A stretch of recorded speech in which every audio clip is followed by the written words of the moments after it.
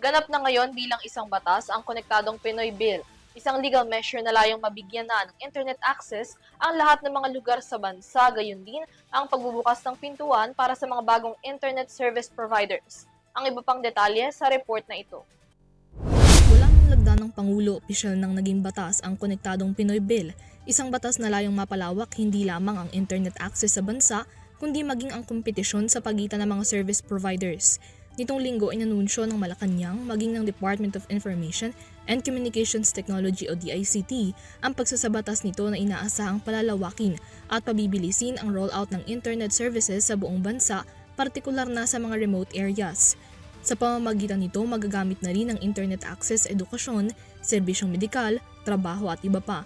Saklaw din ng Konektadong Pinoy Act ang streamlining ng licensing procedures, pagsusulong ng infrastructure sharing, at pagpayag na magkaroon ng mga new players ng data transmission facilities nang hindi na nangangailangan pa ng prangkisa.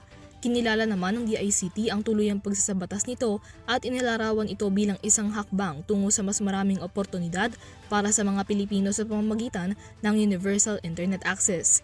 Nakahanda na rin ang DICT na makipagtulungan sa mga partner stakeholders upang masiguro ang pagkamit sa mga layunin ng nasabing batas. Para sa EuroTV News, Mia Layagin, sumasaludo sa bawat Pilipino.